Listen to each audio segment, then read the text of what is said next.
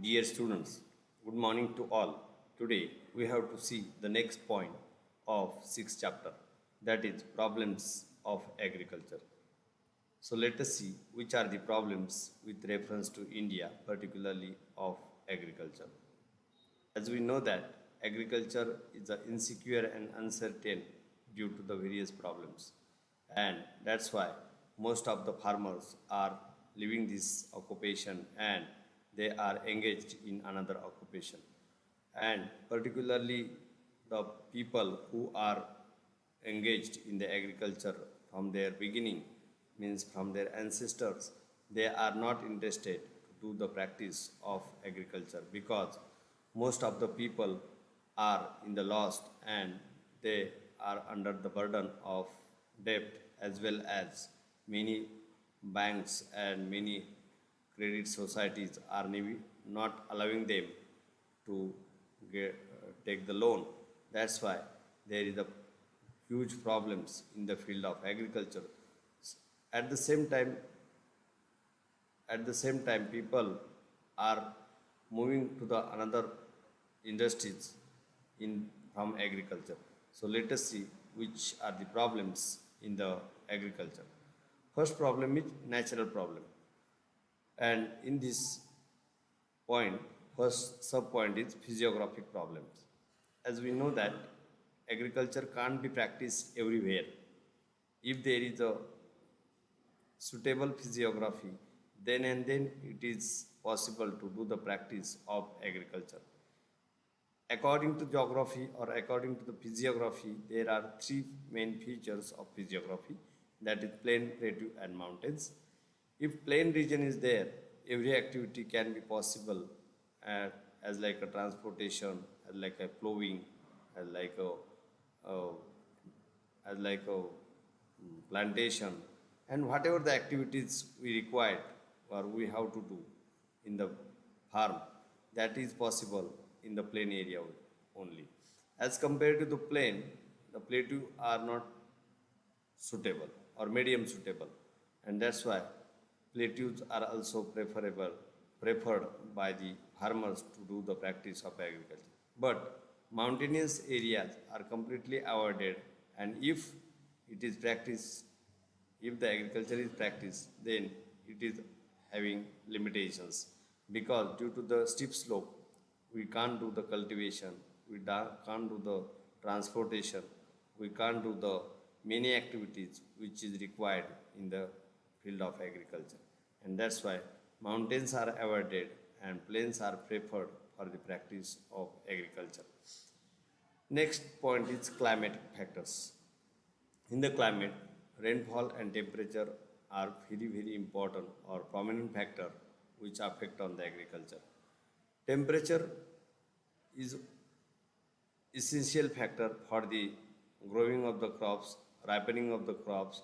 Not only growing and ripening, but the germination of seed is only possible whenever there is a suitable temperature. And that's why, particularly in the tropical zones and semi-tropical zone, these type of due to the availability of temperature, agriculture is practiced. And upper part, particularly Himalayan ranges, southern ranges, Alps ranges, and the Rocky ranges are avoided by the people for the practice of agriculture.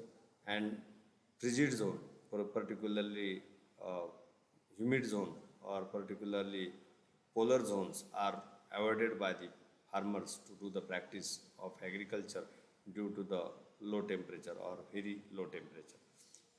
Rainfall is very required part or required factor so far the agriculture is concerned, because unless and until there is no rainfall, we can't do anything. And that's why wherever there is a sufficient rainfall, only those areas are preferred for the agriculture. And in the desert part, particularly uh, particularly in the third desert, in the Rajasthan and some part of Gujarat, are avoided for the practice of agriculture. Sometimes winds are also harmful for the practicing of agriculture. Roots can be uprooted. Some winds can damage the leaves of the plants. The plants get disturbed and their daily routine or their lifespan get damaged. Not only winds but cyclones and anticyclones are also harmful for the practicing the agriculture. Next factor is natural hazards, flood, droughts and hailstorms. As we know that somewhere there is huge rainfall or heavy rainfall and there is the occurrence of the floods. Due to the flood, all the fields or the soil of the field, soil from the field get removed and there is no there is a formation of barren land due to the flood.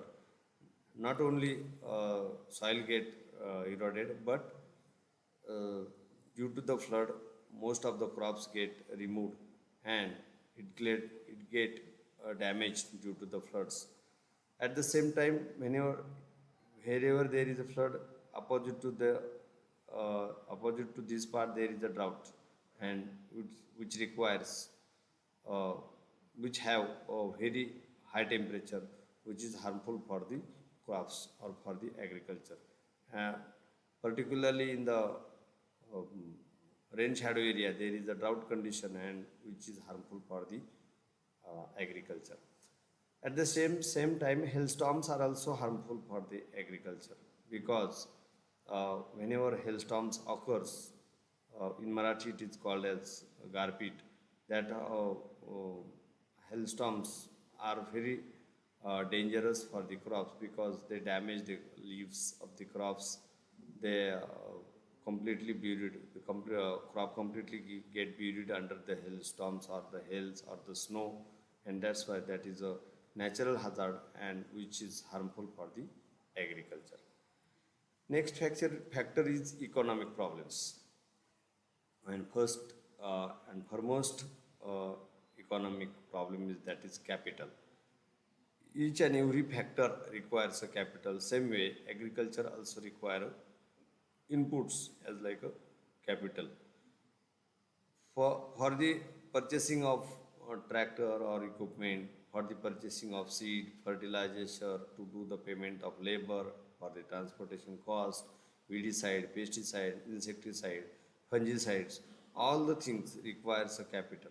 And if someone means farmer have no capital, then he can't do anything because for everything there is a requirement of capital, right from the sowing of the crop to the selling of the crop. There is a requirement of capital, and which is the important thing. Next one is marketing. Farmers have a technique of producing the crop, but he don't know how to sell it and where to sell it. So due to the lack of availability of market facilities, he can't do anything, and that's why he has to sell it somewhere where he can do the practice of marketing. At the same time, whenever the crop are grown and the crops are ready to sell it in the market, there is no demand, and that demand and provision ratio or provide and demand and supply ratio get disturbed, and that's why it makes the problem. Use of chemical fertilizer.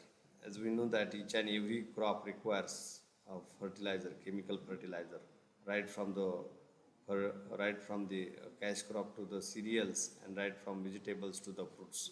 So, use of chemical fertilizer requires a money or requires a fund or requires a economy, and that's why that makes the problem.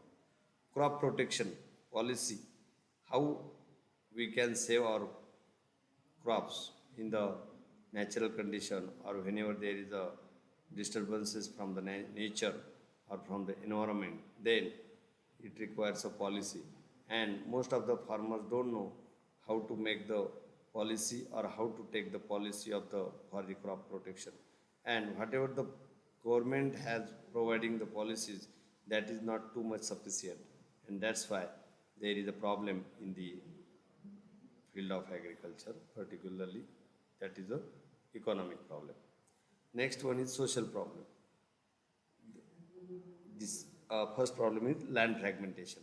As we know that we are a populous country, and that's why due to the law of ancestors, or due to the ancestor law, each and every generation or next child have a right to get the land from their parent, and that's why that land get uh, divided into many pieces, and that's why there is a problem of land fragmentation.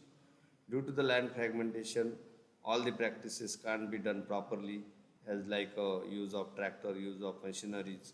There is a limitations due to the fragmentation. Not only this, but there is a problem of roads, and there is a problem of demarcations and many more. So all the things makes the problem, and that is a social problem. Tradition and customs. Second point, as we know that most of the farmers have an impact of tradition and customs. Whatever the seeds, whatever the techniques they are using, they are these are all means having outdated, and customs even doing the impact on the overall practices of agriculture. At the same time, population pressure is even, as in the first point I have explained that we are we are a populous country, and we have a populous country, and that's why there is a problem, and population do the pressure on the agriculture. Diet and health. Some some con- some people have the specific diet habits and health issues, and according to that there is a problem in the social. Next one is political problem. uh, Government does not have specific policies for export and import. Somewhere there is a problem in the export, somewhere there is a problem in the import. Same way there is a problem of MSP and FRP. Somewhere there is a problem of subsidies, and there is a problem of transport network and storages. So all these problems are political, and so that there is a problem in the field of agriculture, and people are not ready to do the practice of agriculture. So this is all about the agricultural problems. Today we stop here. Thank you very much.